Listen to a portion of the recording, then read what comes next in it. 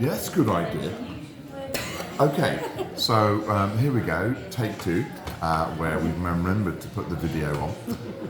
David Andrade Natural Health, Osteopathy, but really this is a natural health and an integrated video. We've got Tina from Autizma. Autizma is a organisation helping people with neurodivergence. How would you like to introduce that to the viewer, Tina? Well, we talk about neurodivergence, and that could be autism, learning disabilities, dyspraxia, etc. So we offer a range of support for people and their families to support them with advocacy, emotional support, and we also provide training services for parents and for the NHS and education. So yeah, we can come from a professional and a personal background, really. Excellent. And the reason that I wanted to meet and video this with Tina is that as a professional who discovered that they tick a lot of boxes for neurodivergence, despite being an athlete and all these things in the past, and it was quite a shock. And not only am I wanting to share that element of my personal story, but also wanting to show others that there need not be a stigma, and there's lots and lots and lots you can do to help manage and recover various aspects to it. To that end, there's a few little headings we've got, and we'll see where we are, and we may even do follow-up discussions with video. So we discussed a few things. First one we can think about is communication. How does communication between let's just say neurodivergent, for the time being, though I don't like the labels particularly, between a neurodivergent and a clinician, what are the pitfalls that the community fall into frequently? Well, I think from our perspective, a lot of people are misunderstood and they feel judged when seeing health professionals. But for us, coming to see somebody who is also neurodivergent makes it so much easier and accessible. I mean, it's really kind of welcoming as well. So in terms of communication then, Dave is very easy to speak to, and I think that's really important for somebody who's on the spectrum. So that's welcoming, unjudged, and yeah, he's offered us a lot of support as well to me and my family, and to others as well, especially with nutrition support as well. Yes, the aspect of nutrition and how I use it at my practice, osteopathy as an osteopath, but also a nutritionist, is that I found over 20, 30 years that there are mechanical blockages that when you really reflect on it only go within consideration of the nutrient effects on the body. This can be very difficult for some people to accept. I wish I could have a fly on the wall to show you what can be done. With the communicating aspect, one of the most dramatic encounters I've had is with a non-verbal neurodivergent patient who I was explaining I expected the patient not to want to enter the treatment room and try to, just the first treatment, just to build up a rapport. Much to mine and the parents and carers' surprise, this this autistic person walked in, saw me, didn't make eye contact, walked back to the reception chair, I remember it was clear as a bell, and then quite literally sprint walked into the treatment room and literally jumped on the couch. Actually did a rather impressive pirouette to land on the couch, if I recall correctly. And I don't know how and why that happened. I claim no specialist education thus far, other than basic CPD. And this is the kind of non-verbal instant cue that neurodivergents seem to get with each other. We know. Yeah. Equally, a lot of neurodivergents who are patients, and I have been one of those, do feel judged, misunderstood, and not allowed to say our thing, leading to, unfortunately, unsatisfactory patient outcomes that often get misreported. Equally, it means that as a clinician, I very often have to re-examine communications very carefully, which can be done both ways, of course. But verbal and non-verbal communication is a biggie, not just for neurodivergence, but for everyone. And that's why at the practice we embed ongoing verbal consent. And it is tedious in some ways where patients say, get on with it, but I have to comply, and I do. So it's like when you will say to my daughter, is that okay? Is that okay? And she's clearly saying that's okay. yeah, particularly when a lot of people of any background, they don't really want you pressing them. And the worst thing, the chest, the shoulder, the throat, okay? But sometimes you really have to flog this as a clinician. You must tell me, and then you see the foot twisting. And if you're hyper-focused, which is an element that we haven't touched on, you can really easily miss that. But equally, if you're busy multitasking, but that's where, being interrupted, for example. But if you're a patient and you're neurodivergent, you want to interrupt. You're desperate to get something out now before you forget it. And if you don't, then you're quite upset. And that's what I allow in the practice. I actually encourage neurodivergents to interrupt me because they need to, and I need to hear them. And that is why it's a welcoming thing. Yeah. So you can come to this practice, colon osteopathy, and you absolutely can interrupt me if you need to. That's how we need it. Right. So if you've got ADHD or you've got and here's one I had with another neurodivergent. For the neurodivergent, if you're neurotypical, you don't know this. Sometimes the need to interrupt is so emphatic and so fast.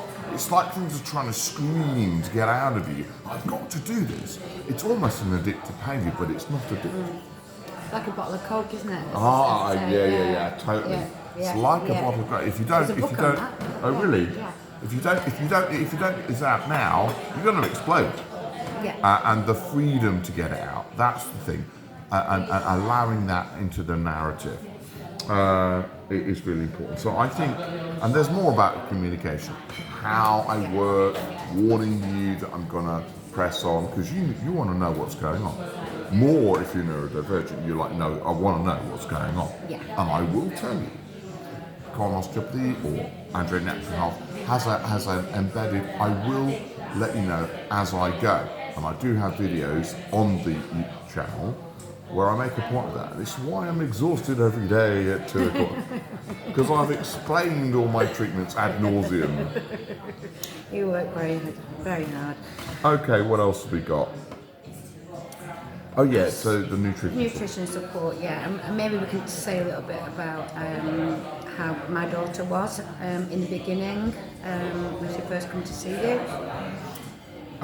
Yeast and etc. Okay, so there are a lot of comorbidities. The more you dig into the potential landscape, like heavy metal accumulation, like yeast accumulation, they will go hand in hand actually, because you need yeast and a lot of it to deal with the heavy metal problem. So your problem may not be yeast, although you think it is. Your problem could be that you can't eliminate heavy metal. But oh, hang on, that isn't just heavy metal, that's your liver. It's your detox pathways, plural, okay?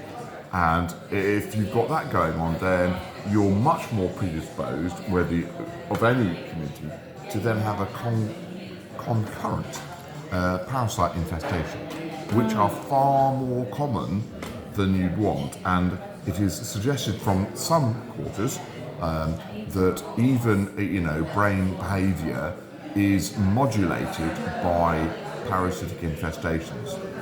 I don't have any references to hand, so I'm saying in a very careful manner, but I strongly suggest that is considered. And so nutritionally, everybody, it's like the pun, everybody should regularly do a parasite cleanse, particularly if you're in a high dense population or a semi-rural area where livestock are within the 2 stages removed from livestock. Yeah? Do you have a horse? Does your friend have a horse? Do you have a cat or a dog? Do they have a cat or a dog? Well, you've got loads and loads of things that some people really don't want to think about, But please remember that the sleep in your eye in the morning is actually from parasites. More specifically, it's parasite poo. Okay, and a lot of skin reactions have been suggested by some quarters to be basically an endotoxin or parasite poo, depends on your ability to cope with it. I'm sorry if you've started to eat any food. I'm aware that for some that's too much. So it's sorry to interrupt. Go on, go. It's quite interesting because a lot of our community do have digestion issues, asthma, skin conditions. So it's kind of, organically we're kind of different as well. Once someone has reached a point where they're presenting with certain behaviourisms or things, the microbiome is a big one, and people are getting interested about it. But what constitutes the microbiome? Well, there's the liver, pancreas, stomach. You've got the lining of the gut. You've got the contents of the gut. And not only is it the gut, but it also goes towards the front in men and women. And then you get a problem with the microbiome. If you want to, you can just look at the bacteria and the microbiome, and that will give you some symptom relief. But getting the underlying pattern is about deciding, is it the rate of detox? Is it the type of detox? Is it the type of bacteria, the type of parasite, the type of food? And it gets more than most people want to analyse pretty darn quick, and I'm mindful of that. Fortunately, it's one of my hyper-focuses, so I don't really get bored of it, I'm very sorry to say. Nutrition is just huge, and nutrition very quickly goes to elimination. And I contend that an awful lot of people who end up with these behavioural presentations, neurodivergence, have got elimination issues. Yes. But whether that's an environmental, could be the house you live in. Leaky gut is very prevalent as well in our society. Absolutely, thank you, Tina. So leaky gut can be down to parasites, it could be down to heavy metals. Once you've been exposed to heavy metal, even from your mother in the womb, which can happen, you then have to go through quite a few steps to support, develop those areas. But once you do that, it involves displacing heavy metals from even as deep as the bone. I'm not kidding. The bone fibres, bone is actually a lot of protein if you check your references, and it's flexible, and you get lymphatic in the bone. Lymphatic, pet subject, probably worth a whole video on itself. Yeah. Of which I'm sure we could do. So this is do you have anything to add there? Or any questions to ask? I mean, so what can we kind of generally look at on a day-to-day basis that could support us? Physically, mentally? Okay, so what we're looking for, apart from the very specifics of each individual, which the analysis can get pretty in-depth, generically, almost everybody needs more magnesium. And I'm sorry if you're a doctor looking at this thinking you're getting enough in your diet. There are plenty of studies that categorically say that is not the case, and that the notional maximum dosage of 400 milligrams a day has got plenty of contentiousness about it. But I'm not going to go too much into that. Secondly, so magnesium helps digestion. It also helps nerve. We know that. It helps muscle contraction. it helps detox pathways. So magnesium either sleep. and sleep, indeed. So it's fundamental. Most people blindly quote 300 reactions. There are references that suggest there's over 3,000, about 3,067, and no, I don't know the reference to hand. You'll have to send a message down but in the box below if you want to find that out. Another huge one that is generic is potassium. Everybody needs potassium, a lot of it. Again, I try not to list too much. Another huge one is oily fish. I do make a caveat, I do not mean farmed fish. Yeah. Sadly, the amount of omega-6 to omega-3 is troublesome, and that's before we go into the antibiotics that can be a problem. And again, the neurodivergent won't eliminate them as easily because of the leaky gut and a very fancy word called endotoxemia, where you don't have enough of the right things in the diet because you don't crave them, so you don't get them, so your liver doesn't get the fibre and other things to get rid of it, and then you go for a cycle of, can't get to sleep, yeast problem, because then you get more yeast, and already it gets convoluted. Well, convoluted for you, not for me, it makes complete sense. Those would be the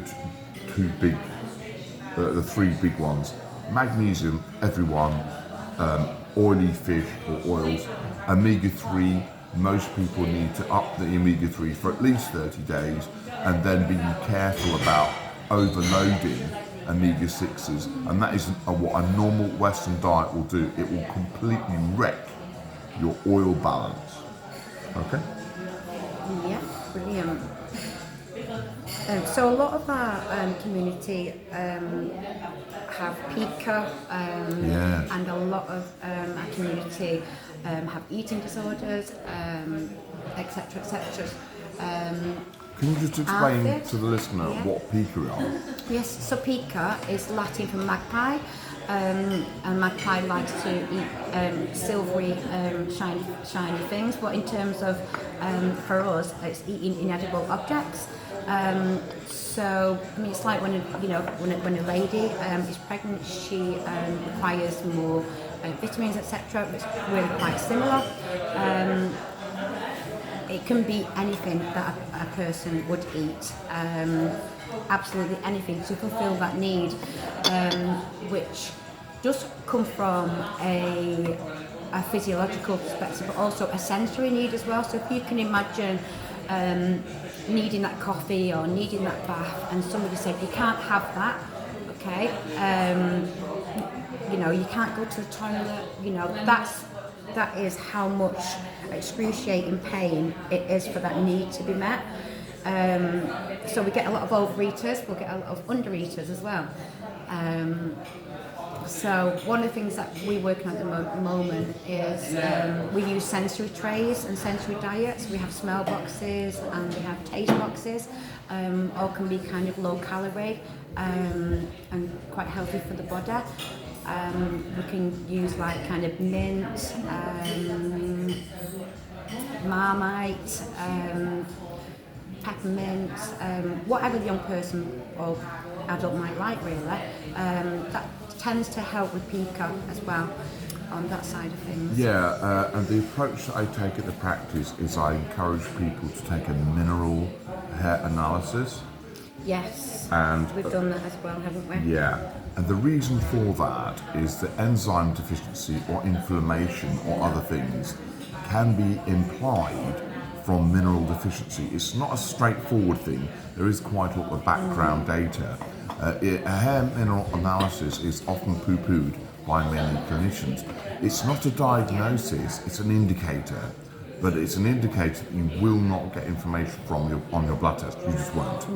And so you use that. Things that show up readily are really low levels of potassium, really low levels of manganese, really low levels of copper. Copper and manganese just don't show on regular blood tests, and actually magnesium is incredibly unreliable on regular blood tests. So as I put on a post recently, it is not satisfactory just to say you've had a blood test, you're fine. A blood test, by most clinicians, is I'm sorry to say, a rudimentary check looking for advanced pathology. It does not give you optimum, and you can go for that, but those blood tests, believe you me, if you look at the full spectrum of blood tests, that's a lot of money. That's over £1,500. That's why when you see functional doctors, they charge so much for their initial, because they're making a really thorough check. It is worth it if you've got the budget, but most people will elect not to do that. You mentioned, you've got blood tests. You mentioned copper. Okay, so back to nutrition again. So you can benefit. Most people will benefit from just a little bit of copper. You can put steamed, filtered, clean water into copper, tap water into a copper vessel, copper cup or copper jug. You've got to be careful because the interactions that could be in the chemicals in the water may be negative with copper. So you do need a little bit of due diligence. Yeah. It's 0.04 milligrams per cup on average. There's a statistic I can remember. Yeah, but people can come in, can't they, and have a proper look. Yeah. Right, okay. Balance and exercise is another topic really with the dyspraxia. That can take practice. Simply using sensory input whilst moving. A great one is just to get used to putting your hands on the wall as you walk around. You'll be steady, or walking around a table. Just get used to doing it. There are actually quite a few differential diagnoses, like poor nutrition. Sorry for the pause, there's an incoming call that I can't answer. Like low B vitamin, low B vitamin 1, and other B vitamins, low B3, B6. If you've got leaky gut, your absorption of those will be challenging. An awful lot of people get told by friends, oh, you're low in B12. Actually, you need to examine that more carefully. I personally have been emphatically informed that I must be low in B12. Well, I've done the blood test and I know, for goodness sake, I'm not low in B12. If you're that person who keeps telling me I'm low in B12, I'm not. But I am low in other B vitamins because of other comorbidities, which in the nice guidelines for back pain, it's the comorbidities that get you. That's very interesting. Yeah, a number of things can happen rapidly to cause low B vitamin and therefore dyspraxia, and it's transient and it'll come and go. It'll be there one morning and not the next, and so will the ability to speak. It'll be there one morning and then gone the next. So is that why we could get selective mutism? Yes, 100%. Don't want to open that Pandora's box and share that to the world just yet. Yeah. It's subject to some deep research at the moment. But trauma of any kind, emotional or memory or metal or environmental toxin, will affect different parts of the brain. Yeah. If you look at brain injury from the effects of someone who's been narcissistic around you, you will have trauma that literally affects different parts of your brain, often with speech or emotion and adrenal load. When you get someone that says, oh, I can't take any more headspace or various, which is very common for a neurodivergent. That's an adrenal reaction, but you don't know the exact reason for the adrenal reaction. And so that's where you've got to put your Sherlock Holmes hat, sorry. Yes. And go from there. But that takes analysis, and that is not easy to do because it is not a simple triage or that most clinicians are taught at university. It takes a lot, and that's why I upskilled into naturopathic nutrition, because I was becoming aware of these features in my own life. I know it goes back 20 years when the initial changes started to occur, and I discovered my own pica and coping mechanisms, which on reflection, which is what I do on a regular basis, and you know, I have on these videos where I'm prepared to share just how tough a detox journey is. Yeah. Because I want I think that'd to, be good. Yeah. try and just show people this is not plain sailing. You don't just suddenly get better. No. If you do a real detox, it's good one day, bad the next, good one day, bad the next. It's rather in mesmeric, isn't it? That's what we're up against. And if you've got nutritional deficiencies as a neurodivergent, that's what you must expect. And that's why having support groups, not just one-to-ones that can get very expensive, but this is why I'm hoping to work with Tina, someone who knows about it and has been through it is an advantage, which is why I'm prepared to share with you what I'm sharing. Yeah, absolutely. Thank you. Yeah, so you know, we have come a long way in terms of autism and learning disability, I feel.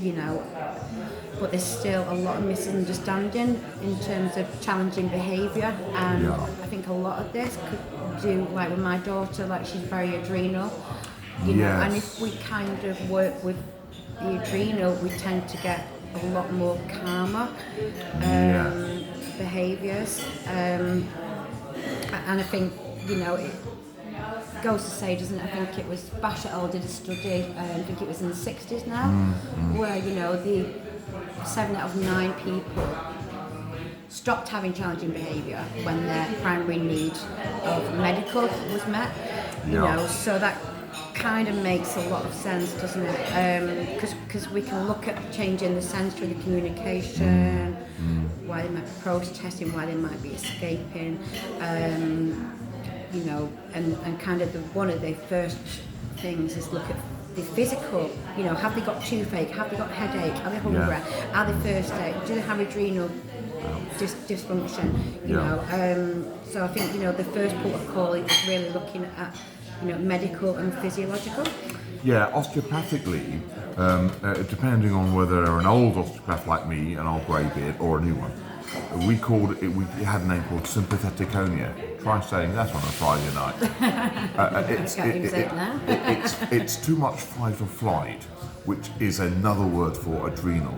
And then you reach an adrenal crisis where that's it, you've got to go, and you've got to go now. That is not understood by neurotypical. It's not understood by schools and you know, the education system. It's not, you know, and if I can help with that, you know, I will.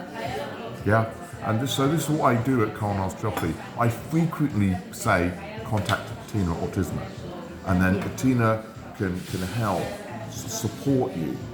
And if you are like me and you think, you know, I like to interrupt, I'm careless, I'm you know, I get brain fog a lot, you know, I've got long COVID, which by the way can mimic autistic and neurodivergent problems quite a lot, then it's not a bad thing to contact someone like Tina, it particularly if you're in one of these professions where you really don't want to have to go through a medicalised approach because of stigma, where you'll be categorised for something that you can modulate down and improve upon.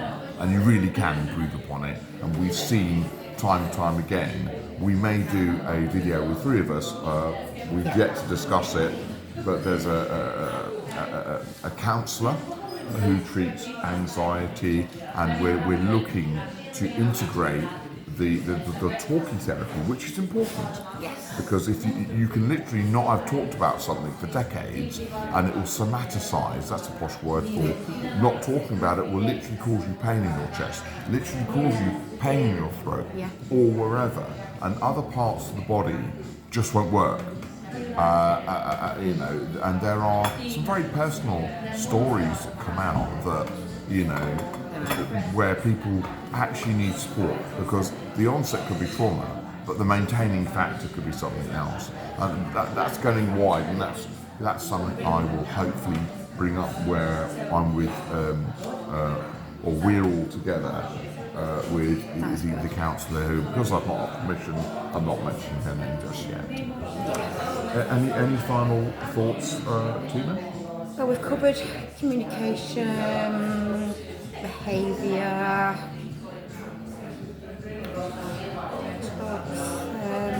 I think that's it for now. Yeah, I'll review all this and I'll add to this for next time, but I think it's been really helpful. Okay, so thank you, Tina, and thank you if you've managed to listen to all of this. I concede it's an unstructured video, it's a raw video, I call it raw, like raw fruit, very good to you. And we may try to do a more polished version in the future that's more accessible.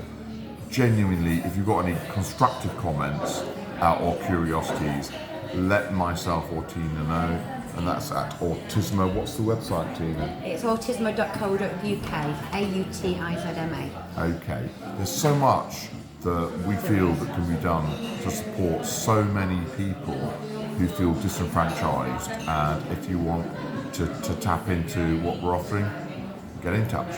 Thanks for listening. Thank you. Bye for now. Bye.